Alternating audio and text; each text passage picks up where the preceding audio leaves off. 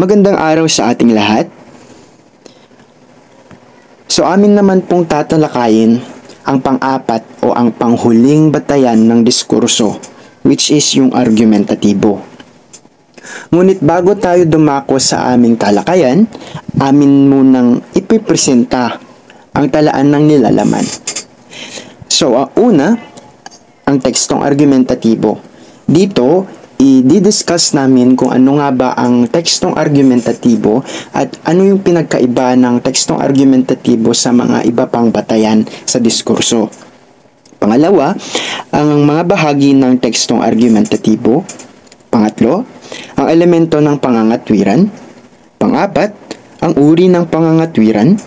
Panglima, ang uri ng maling pangangatwiran. Pang-anim, katangian at nilalaman ng mahusay na tekstong argumentatibo. At pang-pito, mga paraan sa pagkuha ng ebidensya. So, dumako tayo kung ano nga ba ang kahulugan ng tekstong argumentatibo. Ayon dito, ang tekstong argumentatibo ay isang uri ng teksto o pagsulat na layuning makumbinsi o makapagpahayag ng opinyon o paniniwala sa pamamagitan ng mga argumento, katibayan at lohika.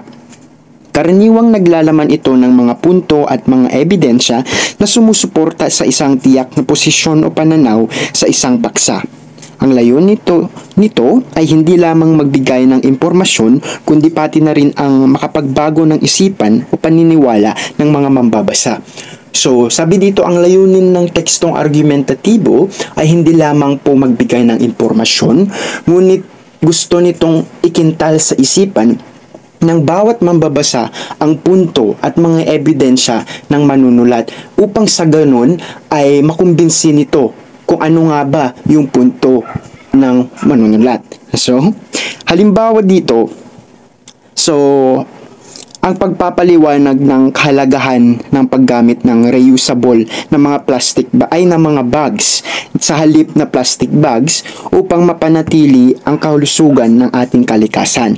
So sa tekstong argumentatibo, ipinapakita ang mga puntos at ebidensya na sumusuporta sa idea ng paggamit ng reusable bags tulad ng pagbawas sa polusyon at pagtitipid sa likas na yaman.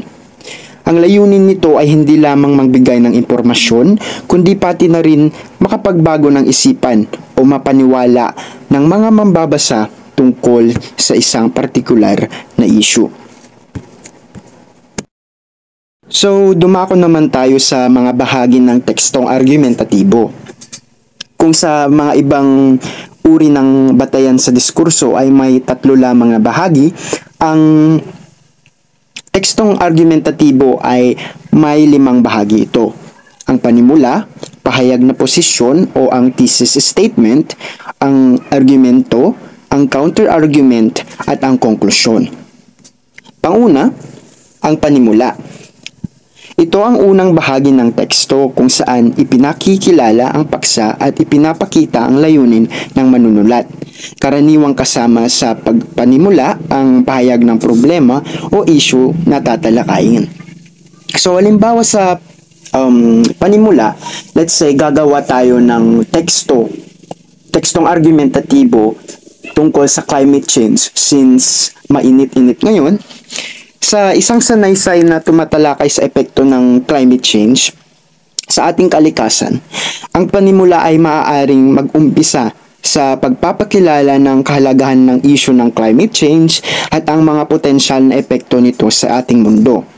Sa pamamagitan ng pagpapakilala ng problema sa panimula, nagbibigay ito ng konteksto at naglalayong magdulot ng interes sa mga mambabasa upang patuloy na basahin ang teksto at malaman ang mga argumento at solusyon na inihaharap ng manunulat.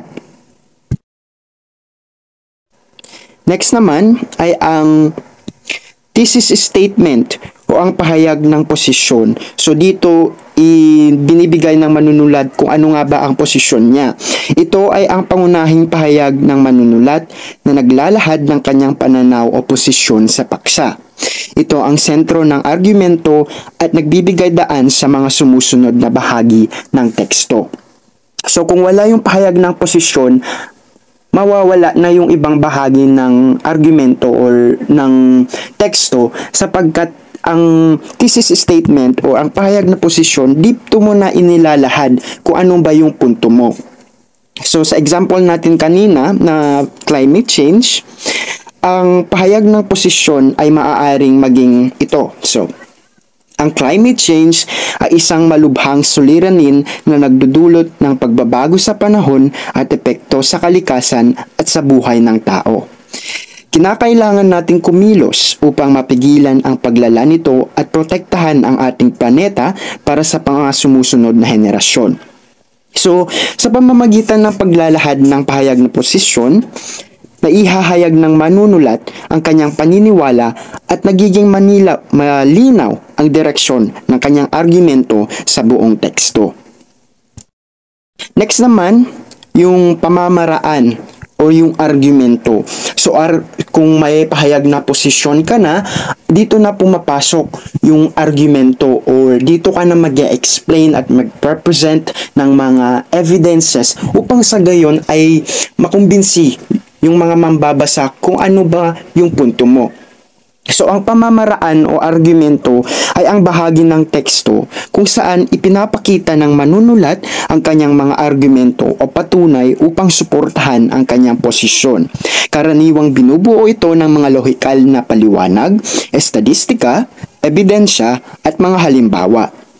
Sa halimbawa natin, sa epekto ng climate change, ang pamamaraan o argumento ay maaaring maglaman ng mga datos mula sa mga siyentipikong pag-aaral na nagpapakita ng pagtaas ng temperatura ng mundo, pagbabago sa klima, pagtaas ng antas ng karbon sa atmosfera, at ang epekto nito sa pagtaas ng antas ng dagat at panganib sa komunidad sa tabing dagat. So, binibigyan diin ng mga estadistika at ebidensya ang malubhang epekto ng climate change sa ating planeta at ang pangangailangan ng agarang aksyon upang harapin ang suliraning ito. Next one, yung counter-argument naman. So, kung may posisyon ka or may argumento ka, dapat i-present mo din yung gusto mong counter-argument or gusto mong atakihin na punto. So dito, sa counter-argument, tinatawag din ito ng review ng katunggaling pananaw. So sa bahaging ito, binibigyan pansin ng manunulat ang mga posibleng argumento o pananaw ng kabilang panig. Ipinapakita niya kung bakit hindi maaaring maging ganap na wasto ang mga ito at kung gaano niya ito sinasagot or paano niya ito sinasagot. So sa example natin, maaring isaalang-alang ng manunulat ang posibleng argumento ng ilan na ang climate change ay natural na siklo lamang ng kalikasan at hindi dulot ng tao. Upang sagutin ito, maaaring ipakita ng manunulat ang mga siyentipikong ebidensya na nagpapakita na ang pagtaas ng temperatura ng mundo at ang pagbabago sa klima ay may kaugnayan sa pagtaas ng greenhouse gases dulot ng mga gawaing tao tulad ng paggamit ng fossil fuels at deforestation. So sa ganitong paraan, nililinaw ng manunulat ang mga maling pananaw at nagbibigay ng masusuring paliwanag sa kanyang posisyon. At ang panghuli, ang konklusyon. So ang konklusyon, ang huling bahagi ng teksto kung saan inaayos ng manunulat ang mga punto at nagbibigay ng pangwakas na pahayag o rekomendasyon batay sa kanyang argumento. Karaniwang nagbibigay ito ng pagpapasya o pananaw na nagpapahiwatig ng kahalagahan ng kanyang posisyon.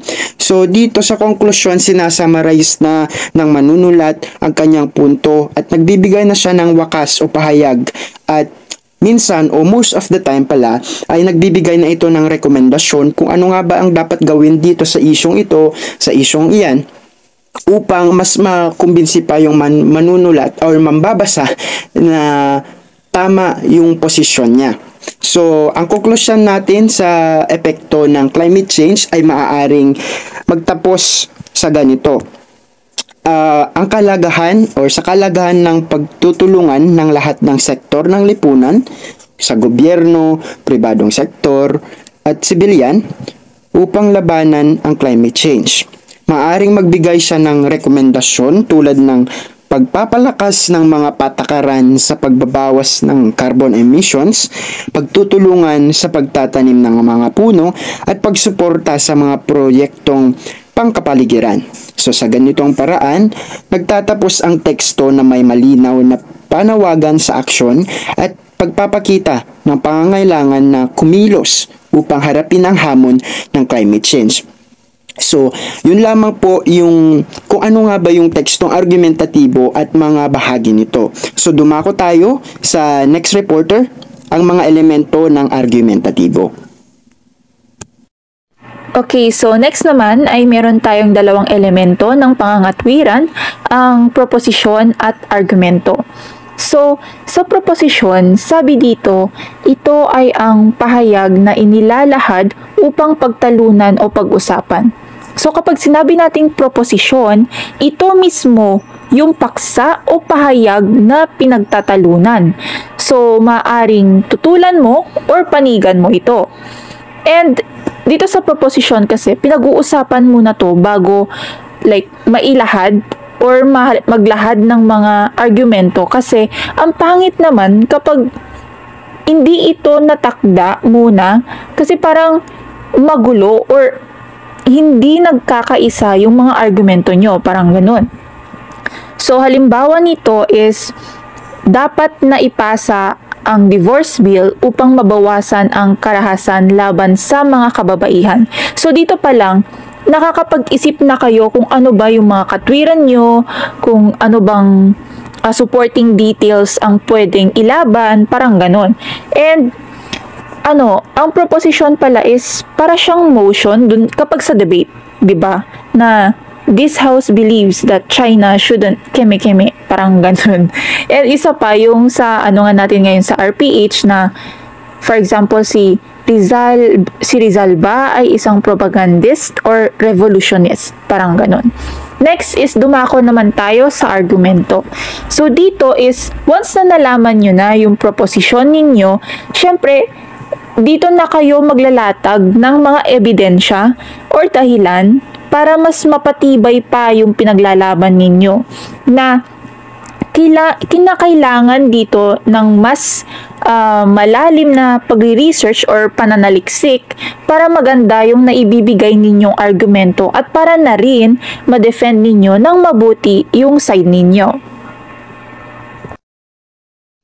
Ngayong alam mo na kung ano ang mga iba't ibang elemento ng isang argumentatibo, ngayon naman ating talakayin kung ano ang mga pangunahing uri ng pangangatwiran.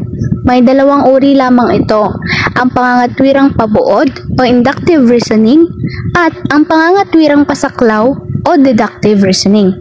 So una, atin mo nang alamin kung ano ang pangangatwirang pabuod. Ang pangangatwirang pabuod o inductive reasoning ay nagsisimula sa maliit na katotohanan tungo sa isang panlahat na simulain o panlalahat. Nagsisimula sa payak patungo sa masaklaw na ideya.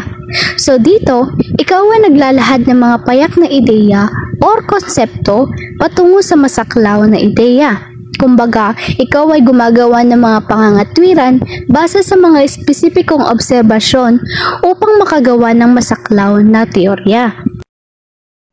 Upang mas maunawaan pa natin kung ano ang pangangatwirang pabuod, mayroon akong hinandang isang halimbawa.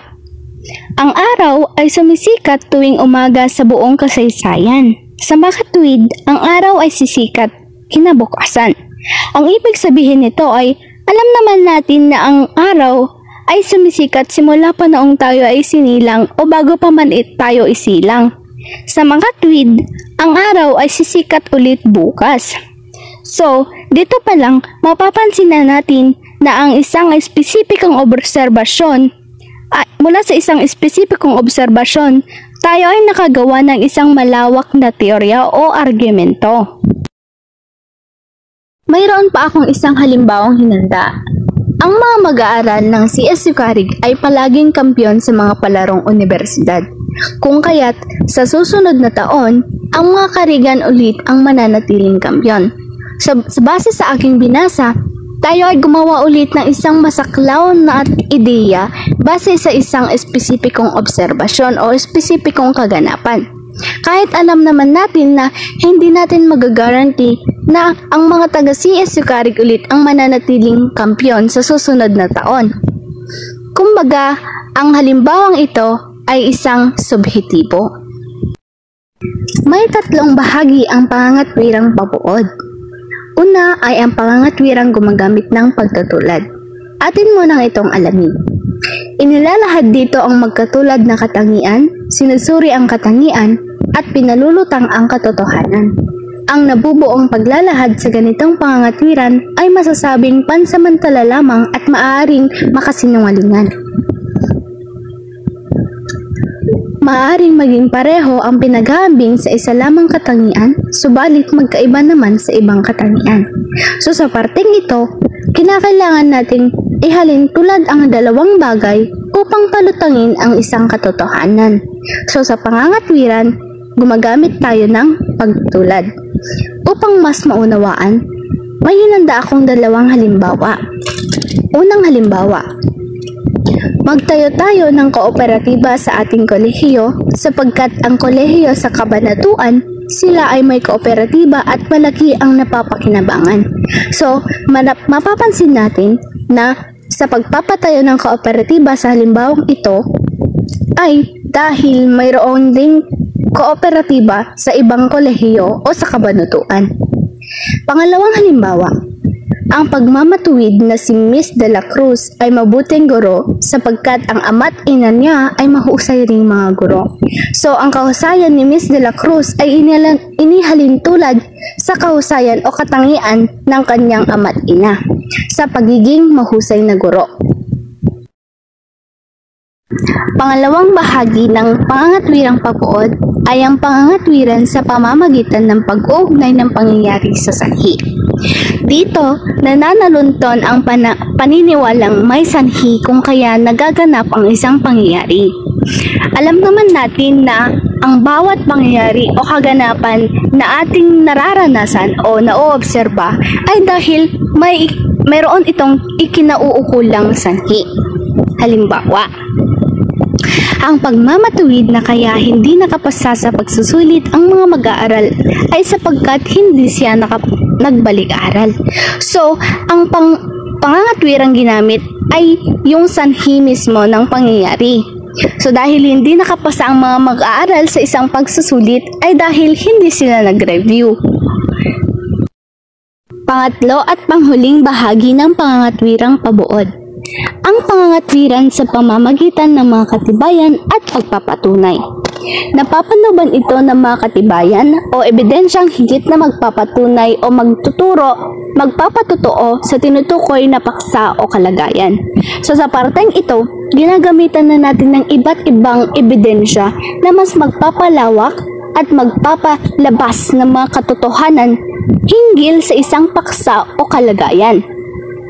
Maaring ang mga ebidensyang ito ay mula sa mga primaryang datos, sekundaryang datos, at tersyaryang datos. Alam naman na natin ito dahil ito ay ating natalakay na sa ating mga previous lessons. Upang mas maunawaan natin kung ano ito o ang pangangatwiran sa pamamagitan ng mga katibayan at pagpapatunay, narito ulit ang isang halimbawa. Ang pagmamatuwid ni Lucio ang salarin sapagkat sa kanya ang nakuhang sa paang tsinelas sa tabi ng bangkay. Kay Lucio rin ang bakol ng sinturong siyang ipinamalo sa namatay na natagpuan sa di kalayuan sa lugar ng krimen. Si Lucio ay nakagalit ng napatay. So maari sa parteng ito, mapapansin natin na mayroong mga kagamitan si Lucio na natagpuan sa krimen na naganap. Una ay ang kanyang tsinelas, pangalawa ay ang kanyang buckle, at ang pangatlo ay ang kanyang alitan sa namatay. Dito pala sa tatlong ebidensyang inilahad, ay alam na natin na makatotohanan ngang si Lucio ang salarin sa krimen. Sunod naman nating alamin kung ano ang pangangatwirang pasaklaw o deductive reasoning. So, ang pangangatwirang pasaklaw ay kabaliktaran ng pangangatwirang pabuod. sapagkat ito ay sinisimulan sa pamamagitan ng paglalahad ng pangkalahatan o masaklaw na pangyari o katotohanan, at mula rito ay iisa-isahing ilalahad ang maliliit o mga tiyak na pangyayari o katotohanan. Nagsisimula ito sa malawak na kaisipan at iisa-isahin ang mga maliliit o tiyak na kaisipan bilang suporta sa pahayag. So sa parteng ito naman, tayo ay nagsisimula ng mga maliliit o tiyak o di kaya naman ay payak na kaisipan o ideya bilang suporta sa masaklaw na ideya. Kumbaga, sa pangangatwirang pasaklaw, ikaw ay gumagawa ng isang malawakang obserbasyon upang makagawa ng isang espesipikong teorya o ideya hinggil sa isang paksa. Narito ang isang halimbawa upang maunawaan. Ang mga mag-aaral ng CSU ay matatalino. Si Lucia ay mag-aaral ng CSU. Siya ay matalino. So dito, ito ay isang halimbawa ng isang pangatwirang pasaklaw sapagkat gumagamit tayo ng isang malawakang obserbasyon, at ang malawakang obserbasyon na ito base sa halimbawa ay ang mga mag-aaral ng CSU ay matatalino. At gumawa tayo ng espesipikong teorya o ideya na si Lucia ay matalino dahil siya ay nag-aaral ng CSU. Pangalawang halimbawa, si Lucio ay maraming kaibigan at tinagurian siyang makulit sa kanilang bayan. Si Steve ay isa sa kanyang mga kaibigan. Si Steve ay makulit. Sa parteng ito, si Steve ay tinaguriang makulit dahil kay Lucio.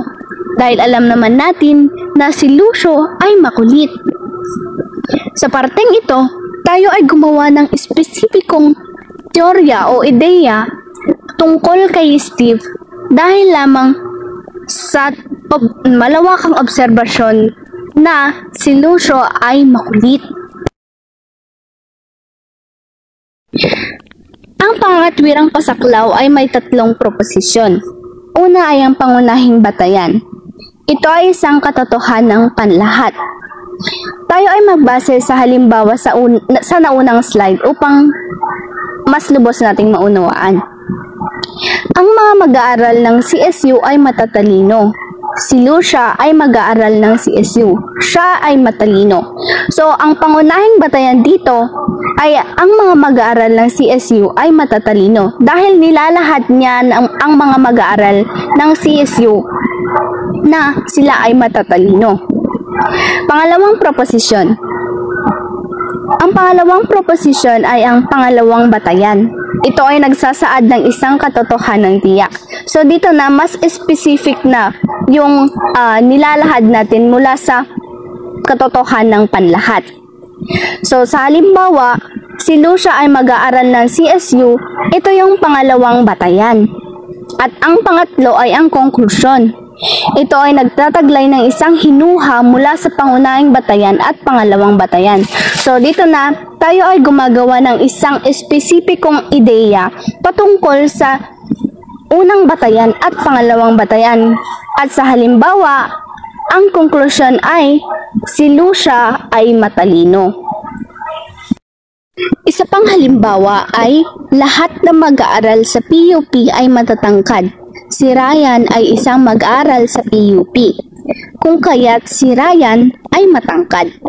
So sa parteng ito, ang pangunahing batayan ay ang lahat ng mag-aaral sa PUP ay matatangkad. Ang pangalawang batayan ay si Ryan ay isang mag-aaral ng PUP. At ang konklusyon o hinuha na makukuha natin base sa pangunahing batayan at pangalawang batayan ay si Ryan ay matangkad. At yan lamang po ang tungkol sa pangangatwirang pabuod at pangangatwirang pasaklaw. Dumako naman tayo sa mga iba't ibang uri ng maling pangangatwiran. Dahil nga ito ay tekstong argumentatibo, hindi sa lahat ng pagkakataon ay tama yung paraan mo sa pag-persuade ng mga mambabasa mo upang makumbinsi sila kung ano nga ba yung punto mo. May mga instances na mali yung pangatwiran mo. So, ating alamin kung ano nga ba yung mga uri ng maling pangangatwiran. Ang argumentatum ad hominem, argumentatum ad baculum, argumentatum ad misericordiam, non sequitur, ignoratio elenchi, maling paglalahat, maling paghahambing, maling saligan, maling otoridad, at panghuli ang dilema. Ang unang uri ng maling pangangatwiran ay ang argumentatum ad hominem.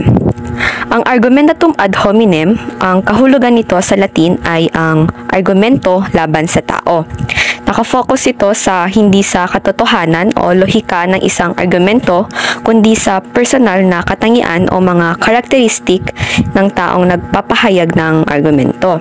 So, sa madaling salita, sa halip na talakayin ang laman ng argumento, mas binibigyang pansin yung taong nagpapahayag nito. Halimbawa, sabihin na lang natin na ang argumento ay ang mga bata ay dapat magkaroon ng mas maraming oras sa labas para maglaro upang mapabuti ang kanilang kalusugan at pag-unlad. Ang maaaring maging response nito ay hindi mo alam ang pinag-uusapan mo dahil hindi ka naman magulang. Paano mo masasabing tama yan?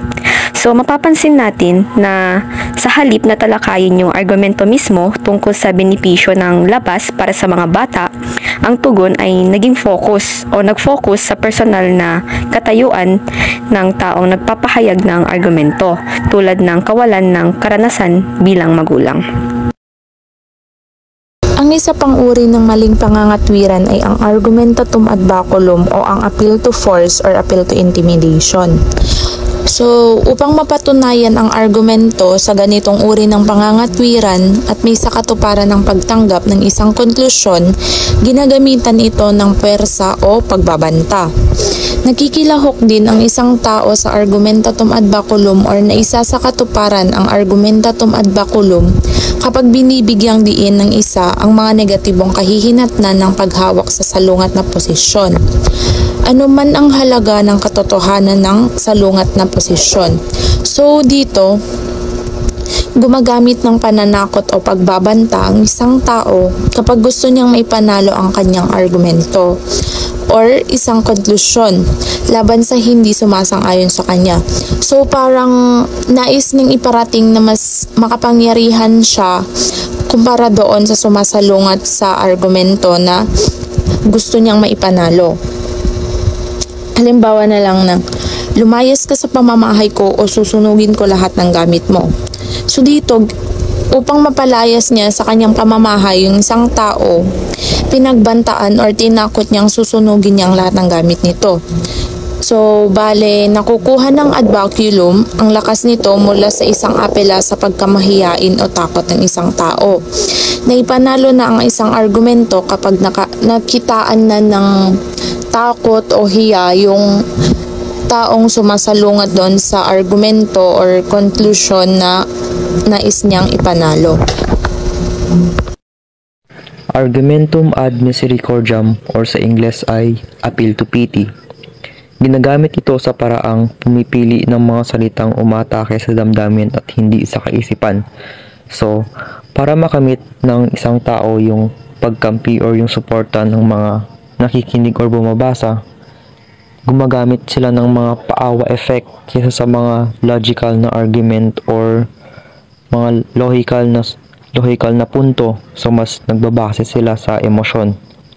Ang magandang halimbawa nito is yung mga sad boy or sad girl effect. Sasabihin ng tao na, "Uy, sorry na, nag-cheat ako sa'yo. Ang dami ko kasing problema eh. So, patawarin mo na ako." So, ganun. Mas nagbe-base sila sa emosyon. Dumako naman tayo sa maling pangangatwirang non sequitur. Sa Ingles, ang ibig sabihin nito ay it doesn't follow. Ito ay ang pagbibigay konklusyon sa kabila ng walang kaugnayang batayan. Ito ay madalas ginagamit sa komedikong paraan o sa pagpapatawa. Ito rin ay kilala bilang pagtaliwas sa naunang punto. Halimbawa, si Juan ay kumakain ng mansanas. Siya ay mahilig sa karne. Walang kaugnayan ang pangalawang pahayag sa naunang pahayag. Wala ring batayan kung bakit nasabing mahilig siya sa karne. Bumuo na lamang ng konklusyon. Isa pang halimbawa, ang pamilya nila ay puro masasamang tao. Sa pahayag na iyon, wala ring sinabing batayan o basehan kung bakit nasabing masasama silang tao, basta na lamang bumuo ng konklusyon. Ang maling paglalahat ay isang uri ng pagkakamali sa lohika kung saan ang isang palisipikadong informal na argumento ay nagtatapos sa isang konklusyon na hindi tuwirang konektado sa mga premyo o katibayan na ipininesenta. Ito ay isang paraan ng pagsisinungaling na gumagamit ng paglalarawan o pagsasaad ng mga pangyayari o katotohanan na hindi nauugnay sa aktwal na konklusyon ng argumento. Halimbawa, isang tao ay maaaring sabihin, ang mga bata ngayon ay labis na naa-addict sa teknolohiya. Tignan mo, ang pamangkin ko ay laging nakatutok sa kanyang cellphone, kaya't dapat na ipinagbawal ang paggamit ng mga cellphone sa mga menor de edad. Sa halimbawang ito, bagaman maaaring totoo na maraming mga bata ang malaki ang interes sa teknolohiya, hindi ito direktang nagpapakita na dapat ipagbawal ang paggamit ng cellphone sa mga menor de edad. Ang mga posibleng epekto ng paggamit ng cellphone sa kabataan at ang mga benesipyo nito ay hindi tinatalakay o binibigyan ng sapat na pagpapahalaga upang magbigay ng maayos na batayan para sa konklusyon na ipinapakita. Isa pang halimbawa ay ang pagtaas ng populasyon ay nagdudulot ng mas maraming trapiko, kaya dapat na ipatigil ang pag-aanak ng mga tao. Sa ganitong pagkakataon, bagaman maaaring totoo na ang pagtaas ng populasyon ay maaaring magdulot ng problema sa trapiko, hindi ito nangangahulugang ang solusyon ay ang pagpigil sa pag-aanak ng mga tao. Ang maraming iba't ibang mga solusyon at mga paraan upang pamahalaan ang trapiko ay maaaring pagtuunan ng pansin. Ngunit hindi ito nangangahulugang dapat napigilan ang pag-aanak ng mga tao nang walang ibang pagsasaalang-alang.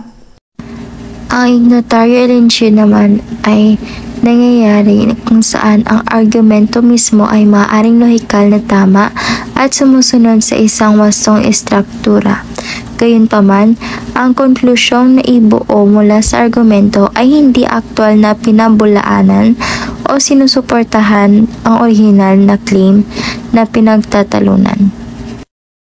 Kunwari, sa isang kaso sa korte, ang depensa ay nangatwiran na ang nasasakdal ay isang mabuting tao na nagboluntaryo sa isang tirahan na walang tirahan. Gayunpaman, ang argumento ng prosecution ay tungkol sa pagkakasangkot ng nasasakdal sa isang partikular na krimen na hindi natugunan ng depensa. Ang isa pang uri ng maling pangangatwiran ay ang maling paghahambing. Ang maling paghahambing ay kadalasang tinatawag na usapang lasing. Sa ganitong usapan, maaaring magkaroon ng mga pahayag o argumento na mukhang may basehan, ngunit hindi ito sumasalamin sa wastong pag-aaral o pagsusuri ng mga datos. Sa konteksto ng usapang lasing, ang mga taong lasing ay maaaring magbigay ng mga pahayag na hindi naaayon sa katotohanan o hindi wasto dahil sa kanilang hindi malinaw na pag-iisip dulot ng pag-inom ng alak. Kaya't ang maling paghahambing ay tumutukoy sa sitwasyon kung saan mayroong hambingan o pagtutulad na ginagawa, ngunit ang konklusyon ay hindi tama o hindi naayon sa katotohanan. Kadalasang nauuwi sa komplikasyon o hindi wastong pangunawa ng isang issue o sitwasyon. Narito ang isang halimbawa. Bakit mo ako pipiliting kumain ng gulay kung ikaw nga ay hindi rin kumakain ng gulay? Ang sitwasyong ito ay nagpapakita ng isang maling paghahambing dahil ito ay nagtataglay ng isang uri ng argumento na kilala bilang tu quo qui o U2 argument. Sa argumentong ito, ang isang tao ay sinisisi o pinipintasan ng iba sa isang bagay na siya rin ay hindi naman ginagawa o sinusunod. Ang maling pangangatwiran dito ay ang paggamit ng hindi pagkain ng gulay ng kausap bilang rason para hindi rin kumain ng gulay. Hindi dapat gamitin ang kilos o paniniwala ng ibang tao bilang batayan para hindi gawin ang tama o nararapat na bagay. Ang wastong argumento ay dapat nakabatay sa tamang rason at hindi sa pagtuturo sa iba ng kanilang sariling hindi pagiging tama. Ang isang uri ng maling pangangatwiran ay ang maling saligan. Nagsimula sa maling akala na siyang nagiging batayan ng pagkakaroon ng konklusyong walang katuwiran. Ang halimbawa nito ay, lahat ng Amerikano ay nasa Amerika. Kung gayon, si Pedro Madlambayan ay isang Amerikano dahil siya ay nasa California. Kaya ito ay isang halimbawa ng maling saligan dahil gumamit tayo ng maling batayan na humantong sa maling konklusyon. Hindi porket ikaw ay nasa isang bansa ay maaari ka nang matawag o di kaya maging kabilang sa mamamayan nila tulad ni Pedro Madlambayan na nasa California. Hindi siya po pwedeng matawag na isang Amerikano unless siya ay dumaan sa proseso upang maging isang Amerikano. Ang isa pang uri ng maling pangangatwiran ay ang maling otoridad. Ito ay ang paggamit ng tao o sangguniang walang kinalaman sa isang paksa. Ang halimbawa nito ay wika ni Isa Segura. Higit nating kailangan ang wikang Ingles kaysa wikang Filipino. Itong halimbawa na to ay isang maling otoridad dahil wala namang kinalaman ang wika ni Isa Segura sa wikang Ingles o Filipino kung anong wika ang higit nating kailangan. Dilemma. Ito ay naghahandog lamang ng dalawang opsyon o pagpipilian na para bang iyon na lamang at wala ng iba pang alternatibo. Ang halimbawa ng dilemma ay kung si Ana ay may comatose na ina na kung saan mamimili siya kung ipagpapatuloy pa ba niya ang buhay ng kanyang ina na ilang taon nang nakaratay sa ospital upang ito ay makasama pa niya ng matagal, o alisin na ang sumusuporta sa buhay ng ina upang ito ay hindi na mahirapan pa. Sa halimbawang ito, si Ana ay nagkaroon ng dilema na kung saan ipagpapatuloy pa ba niya ang buhay ng kanyang ina o aalisin na ang mga aparato na sumusuporta sa buhay ng kanyang ina. Ang dilema ay kung saan nasa sitwasyon kang dalawa lamang ang iyong pagpipilian. Kunwari, ang ipagpapatuloy mo pa ba ang pag-aaral mo o magtatrabaho ka na lang? So, mag-recap po tayo, no? Sa mga uri ng pangangatwiran, ang una, yung argumentatum ad hominem, or yung pag-atake sa personal na katangian or katayuan ng katalo. Yung argumentatum ad baculum naman, gumagamit ka ng puwersa or otoridad upang maiwasan ang issue at tuloy maipanalo ang argumento. Sa argumentatum ad misericordiam ay gumagamit ka ng awa at pagkampi ng mga nakikinig or bumabasa. Ginagamitan ito ng paraang pumpili ng mga salitang umaatake sa damdamin at hindi sa kaisipan. Sa non-sequitur, sa English, ibig sabihin ay it doesn't follow.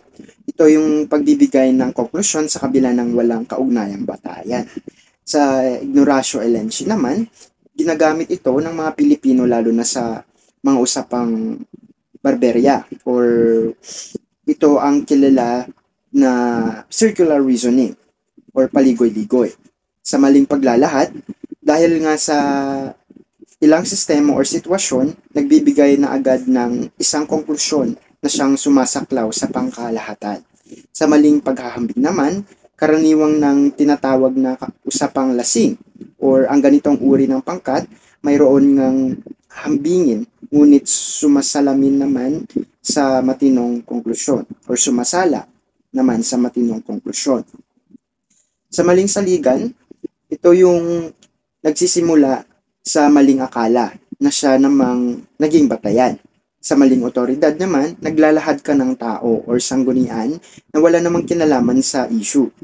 Lastly, yung dilemma or yung paghandog ng dalawang option or pagpipilian na para bang iyon na lamang yung natitira at wala ng alternatibo. Katangian at nilalaman ng mahusay na tekstong argumentatibo. Number 1. Mahalaga at napapanahon ang mga paksa. Ang pagpili ng paksa sa tekstong argumentatibo ay napakahalaga dahil dito iikot ang buong diskusyon. Kapag pumipili ng paksa, dapat isaalang-alang kung ito ba ay napapanahon sa mga isyu o kaganapan sa lipunan. Number 2, maikli ngunit malaman at malinaw ang pagtukoy sa thesis sa unang talata ng teksto. Sa unang talata, dapat ipaliwanag ng mabuti ng manunulat ang buong konteksto ng paksa sa pamamagitan ng pagtalakay nito sa pangkalahatan. Makikita rin sa bahagi ito ang kahalagahan ng paksa at kung bakit kailangan makialam ang mambabasa sa nasabing issue. Number 3, dapat malinaw at lohikal ang transisyon sa pagitan ng bahagi ng teksto.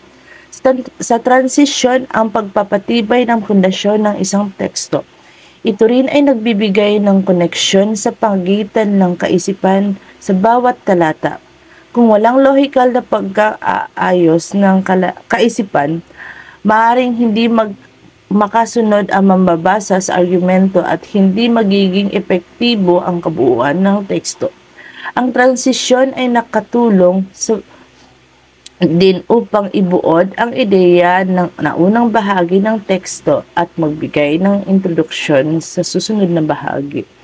Ang susunod ay maayos ang pagkasunod-sunod ng mga talatang naglalaman ng mga ebidensya ng argumento. Ang nilalaman ng bawat talata ay dapat umiikot sa isang pangkalahatang ideya lamang. Ito ang magbibigay ng linaw at direksyon sa buong teksto. Upang magkaroon ng kaayusan, kinakailangan ding isaalang-alang ang lohikal na koneksyon sa bawat talata.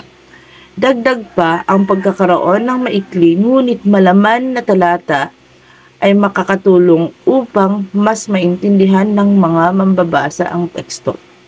Ang panghuli ay ang matibay na ebidensya para sa argumento. Ang tekstong argumentatibo ay kinakailangan maging detalyado, tumpak at napapanahon ang impormasyon. Sa pagkakaroon ng matibay na ebidensya, masisigurado na ng manunulat ang katotohanan ng kanyang sinulat na argumento.